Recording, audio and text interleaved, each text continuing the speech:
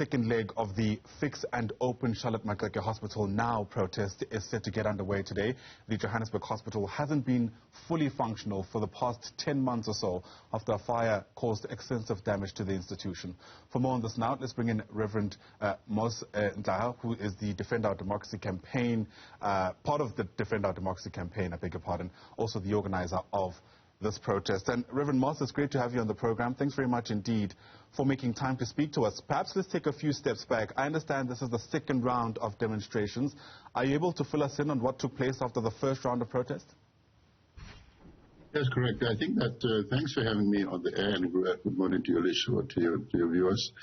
The campaign is an ongoing one, where the last one, this is the second one.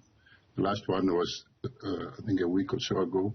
The idea behind it is that unless people who are affected by the breakdown in service delivery would actually stand up to express their dissatisfaction with services as they get them, there's very little progress that seems to be happening. So a memorandum was submitted at the last picket that had a list of demands to the Premier of Gauteng to do two things. Firstly, to provide transparency about how the procurement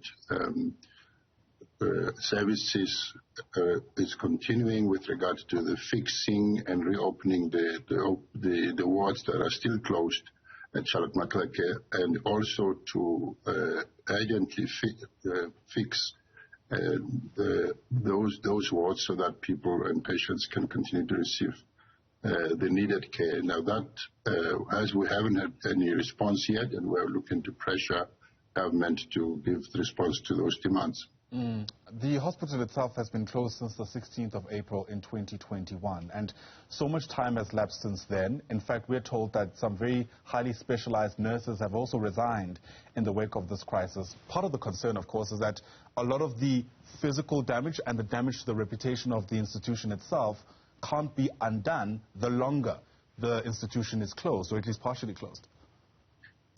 That's correct, and you can imagine that there's knock-on effect of that. If there's one institution, which is an academic hospital, if it is allowed to go to waste, you are not only harming the current service delivery to patients, but also the training of new doctors who will be available in the future. So the knock-on effect, not to mention those hospitals in surrounding areas who have to then absorb those hospitals that couldn't be taken up in the Charlotte Maxeke.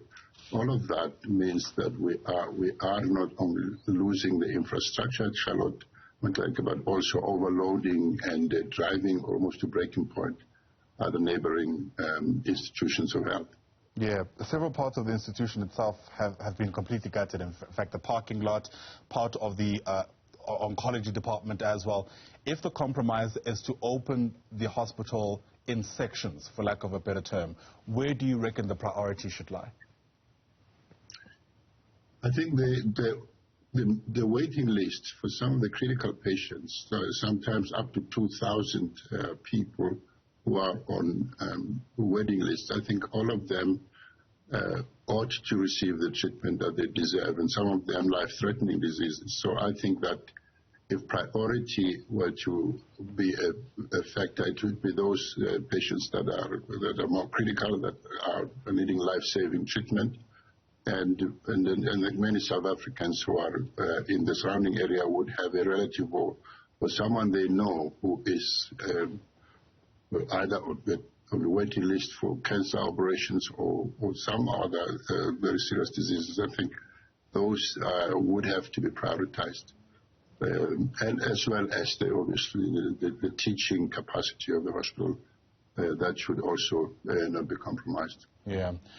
The last briefing we got from government, we were told that the infrastructure development and the health departments are not seeing eye to eye about procuring essentially the material that's needed to rebuild that institution. Concerning, because it's difficult not to see that through some kind of political infighting type of lens. And so with that in mind, how concerned are you that those external issues are actually what is stopping the hospital from reopening as soon as it should be? I mean, that's very interesting, to say the least, actually, in that we've just received, I think, part 3 of the state capture report, which points to a very criminal way in which our government has run the affairs of state. And one would have hoped that with the Zondo Commission finalizing its report, there would be some kind of fear or caution or some relenting of the spate of graft that has afflicted our institutions. But no, it seems to be continuing unabated, and this is a very important case in point where health is being unnecessarily compromised. Service delivery is compromised. People are dying because of the hospital some wards in the hospital, some are not open, and so we can't see this in any other way than as part of the overall state of graft that has taken place. And our message is that unless South Africans at every level of government, whether local government or provincial or even the schools or the health facilities, anywhere where there's apparent breakdown of service delivery on account of what looks like graft, obviously we have to say by the looks of it, the telltales are there. There is no explanation why the hospital is not fixed. The apparent breakdown between those who should be fixing it, whether it's infrastructure or somebody else, somehow the delay is untenable, and we would like to see this resolved in the speediest possible way. Absolutely. The sense I'm getting is that today's process is part of a longer process, which ultimately will lead to the opening of the hospital, if at least you get things going your way. Help us understand what you're hoping to walk away with as a deliverable from today's activities. I think what we hope to get away with is that, firstly, that there would be a plan of action that says, well, this hospital and all of those that are still closed can be opened within X number of months, and here are the timelines, and that should be very easy to monitor, that we're working to plan. Because short of that, all we have is promises that someday it will be so. And if there is no deadline to it, it can continue going on forever and ever. And so we'd like to come away with some plan of action that says here's how it's going to happen and here's by when it will happen. And secondly, that there will be some transparency around the procurement processes, because what has been evident, and we can't, even the PPE issues with COVID recently, the desperation of the people doesn't seem to matter in some of the public officials who seem to see in the desperation of people the opportunities for corruption.